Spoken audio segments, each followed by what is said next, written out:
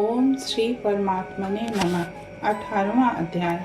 उसके उपरांत अर्जुन बोले, हे महाबाहो, हे अंतर्यामीन, हे वासुदेव, मैं संन्यास और त्याग के तत्व को पृथक पृथक जानना चाहता हूँ। इस प्रकार अर्जुन के पूछने पर श्री कृष्ण भगवान बोले, हे अर्जुन, कितने ही पंडित जन तो काम्य कर्मों के त्याग को संन्यास जानते हैं और कितने ही विचार कुशल पुरुष सब कर्मों के फल को त्याग करते हैं, तथा कई एक विद्वान ऐसे कहते हैं कि कर्म सभी दोष युक्त हैं, इसलिए त्यागने के योग्य हैं, और दूसरे विद्वान ऐसे कहते हैं कि यज्ञ, दान और तप रूप कर्म त्यागने के योग्य नहीं है।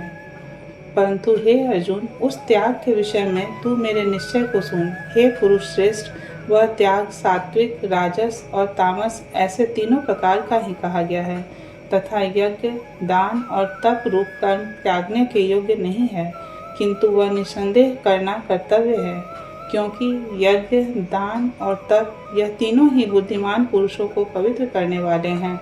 इसलिए हे पार्थ, यह यज्ञ, दान और तप रूप कर्म तथा और भी संपूर्ण श्रेष्ठ कर्म आसक्ति को और फलों को त्याग कर अवश्य करने चाहिए।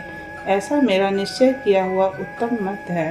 और हे अर्जुन, नियत कर्म का त्याग करना योग्य नहीं है, इसलिए मोह से उसका त्याग करना तामस त्याग कहा गया है। यदि कोई मनुष्य जो कुछ कर्म है वह सभी दुख रूप है ऐसे समझकर शारीरिक क्लेश के भय से कर्मों का त्याग कर दे, तो वह पुरुष उस राजस त्याग को करके भी त्याग के फल को प्राप्त नहीं होता है, अर्थात उसका वह त्याग करना व्यर्थ ही होता है।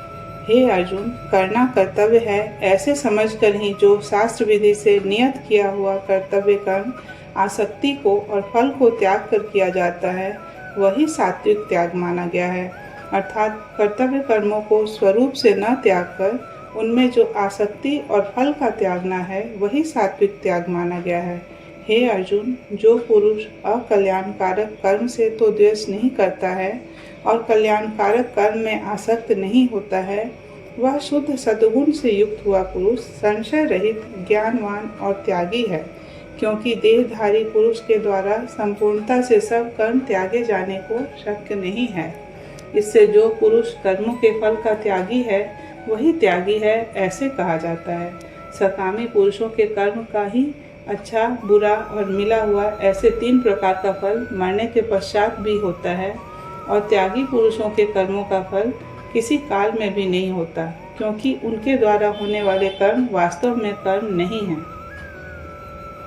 हे महाबाहो, संपूर्ण कर्मों की सिद्धि के लिए अर्थात संपूर्ण कर्मों के सिद्ध होने में यह 5 हेतु सांख्य सिद्धांत में कहे गए हैं, उनको तू मेरे से भली प्रकार जान।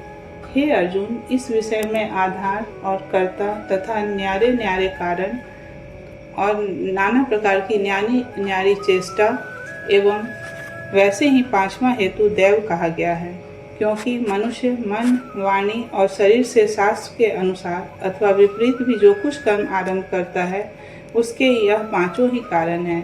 परंतु ऐसा होने पर भी जो पुरुष अशुद्ध बुद्धि होने के कारण उस विषय में केवल शुद्ध स्वरूप आत्मा को करता देखता है, वह मलिन बुद्धि वाला अज्ञानी यथार्थ नहीं देखता है।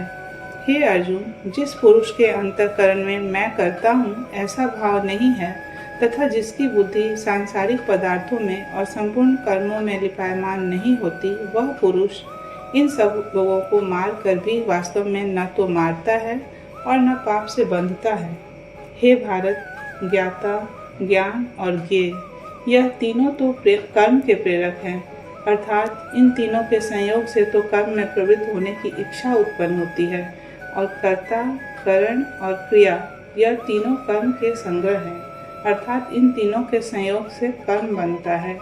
उन सब में ज्ञान और कर्म तथा कर्ता भी गुणों के भेद से सांख्य शास्त्र में 3-3 प्रकार से कहे गए हैं, उनको भी तू मेरे से भली प्रकार समझ। हे अर्जुन, जिस ज्ञान से मनुष्य पृथक पृथक सब भूतों में एक अविनाशी परमात्मा भाव को विभाग रहित समभाव से स्थित देखता है, उस ज्ञान को तू सात्विक ज्ञान जान। और जो ज्ञान अर्थात जिस ज्ञान के द्वारा मनुष्य संपूर्ण भूतों में भिन्न भिन्न प्रकार के अनेक भागों को न्यारा न्यारा करके जानता है, उस ज्ञान को तू राजस जान। और जो ज्ञान एक कार्य रूप शरीर में ही संपूर्णता के सदृश आसक्त है, अर्थात जिस विपरीत ज्ञान के द्वारा मनुष्य एक क्षण भंगुर नाशवान शरीर को ही आत्मा मानकर उसमें सर्वस्व की भांति आसक्त रहता है, तथा जो बिना युक्ति वाला तत्व से अर्थ से रहित और तुच्छ है, वह ज्ञान तामस कहा गया है। हे अर्जुन, जो कर्म शास्त्र विधि से नियत किया हुआ और कर्तापन के अभिमान से रहित फल को न चाहने वाला पुरुष द्वारा बिना राग द्वेष से किया हुआ है, वह कर्म सात्विक कहा जाता है। और जो कर्म बहुत परिश्रम से युक्त है तथा फल को चाहने वाले और अहंकार युक्त पुरुष द्वारा किया जाता है, वह कर्म राजस कहा गया है। तथा जो कर्म परिणाम, हानि, हिंसा और सामर्थ्य को न विचार कर केवल अज्ञान से आरंभ किया जाता है, वह कर्म तामस कहा जाता है। हे अर्जुन, जो कर्ता आसक्ति से रहित और अहंकार के वचन न भूलने वाला, धैर्य और उत्साह से युक्त कार्य के सिद्ध होने और न होने में हर्ष शोक आदि विकारों से रहित है, वह कर्ता तो सात्विक कहा जाता है। जो आसक्ति से युक्त कर्मों के फल को चाहने वाला और लोभी है तथा दूसरों को कष्ट देने के स्वभाव वाला अशुद्धाचारी और हर्ष शोक से लिपायमान है, वह कर्ता राजस कहा गया है। जो विक्षेप युक्त चित्त वाला, शिक्षा से रहित, घमंडी, धूर्त और दूसरे की आजीविका का नाशक एवं शोक करने के स्वभाव वाला आलसी और दिल सूत्री है, वह कर्ता तामस कहा जाता है।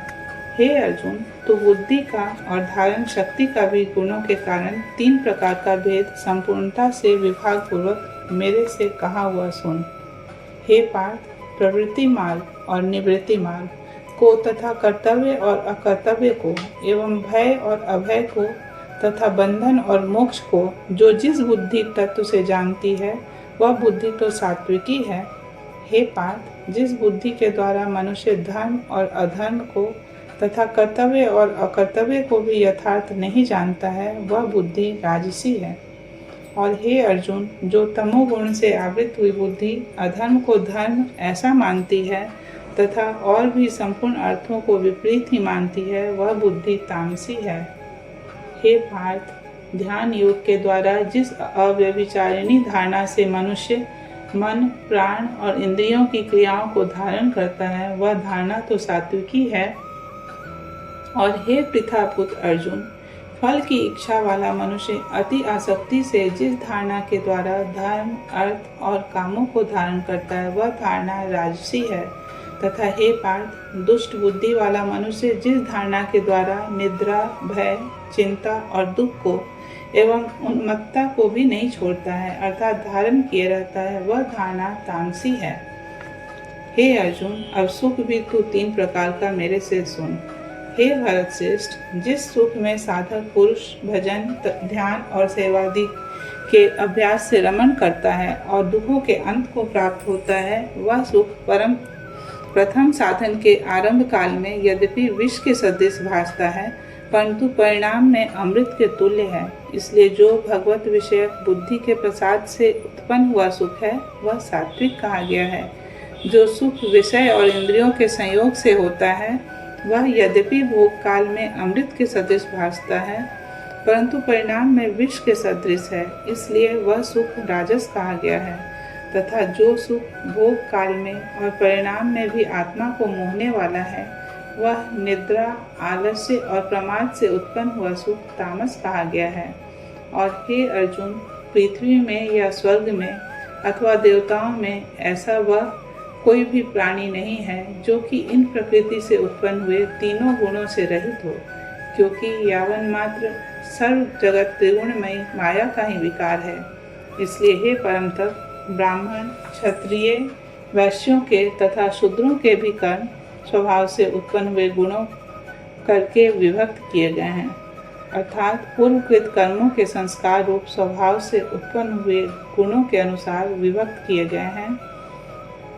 उनमें अंतःकरण का निग्रह, इंद्रियों का दमन, बाहर भीतर की शुद्धि, धर्म के लिए कष्ट सहन करना और क्षमा भाव एवं मन, इंद्रियां और शरीर की सरलता, आस्तिक बुद्धि, शास्त्र विषयक ज्ञान और परमात्म तत्व का अनुभव भी, ये तो ब्राह्मण के स्वाभाविक कर्म हैं।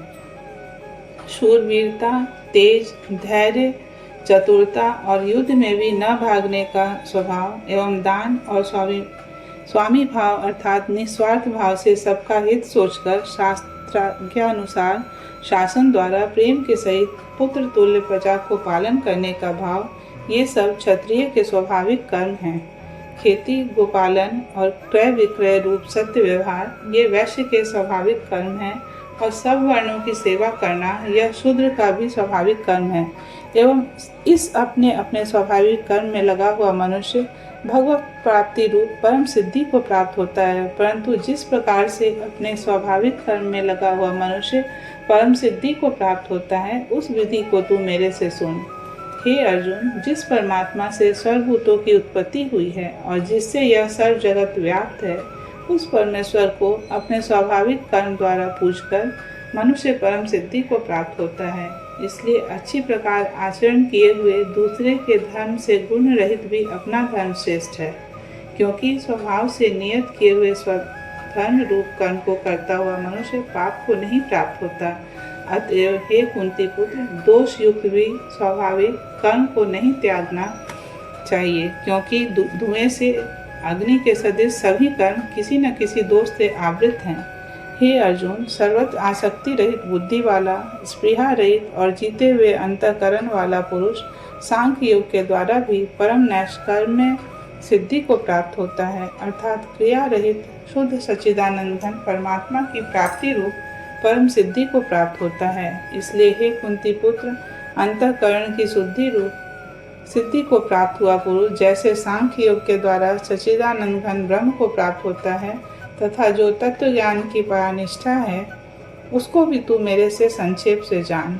हे अर्जुन, विशुद्ध बुद्धि से युक्त, एकांत और शुद्ध देश का सेवन करने वाला तथा मिताहारी, जीते हुए मन, वाणी, शरीर वाला और दृढ़ वैराग्य को भली प्रकार प्राप्त हुआ पुरुष निरंतर ध्यान योग के परायण हुआ, सात्विक धारणा से अंतःकरण को वश में करके तथा शब्दादिक विषयों को त्याग कर और राग द्वेषों को नष्ट करके तथा अहंकार, बल, घमंड, काम, क्रोध और संग्रह को त्याग कर ममता रहित और शांत अंतःकरण हुआ, सच्चिदानंद घन ब्रह्म में एक ही भाव होने के लिए योग्य होता है।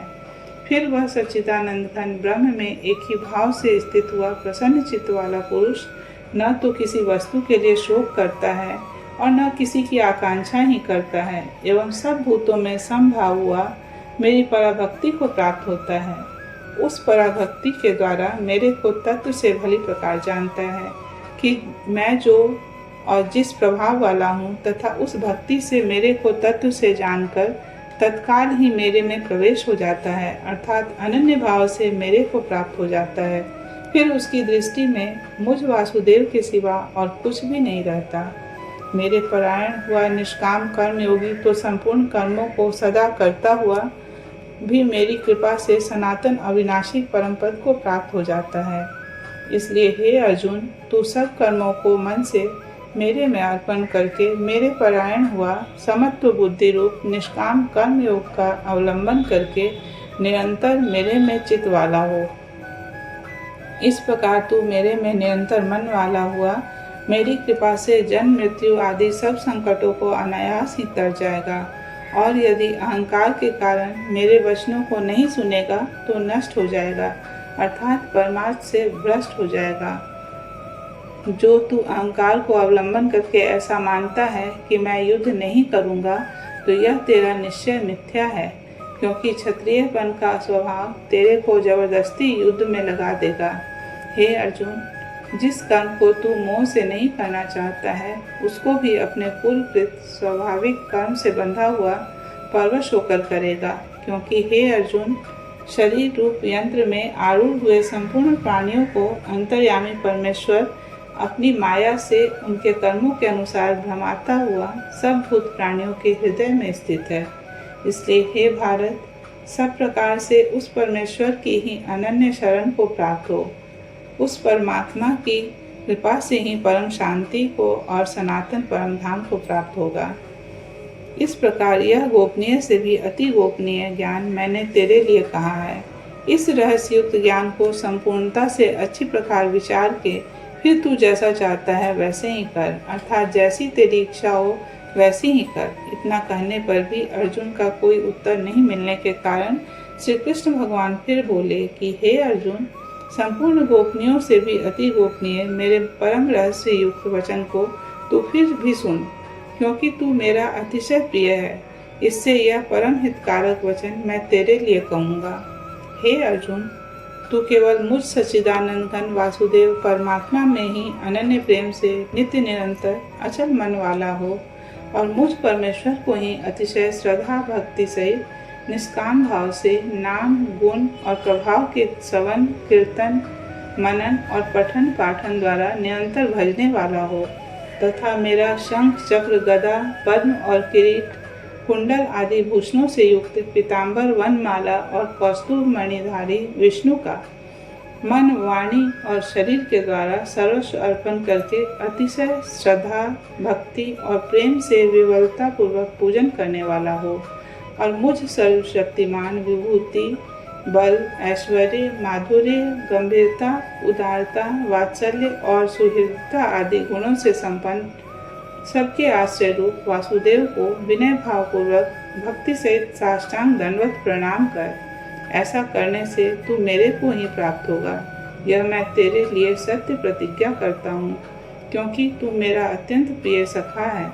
इसलिए सर्व धर्मों को अर्थात संपूर्ण कर्मों के आश्रय को त्याग कर केवल एक मुझ सच्चिदानंद घन वासुदेव परमात्मा की ही अनन्य शरण को प्राप्त हो। मैं तेरे को संपूर्ण पापों से मुक्त कर दूंगा, तू शोक मत कर।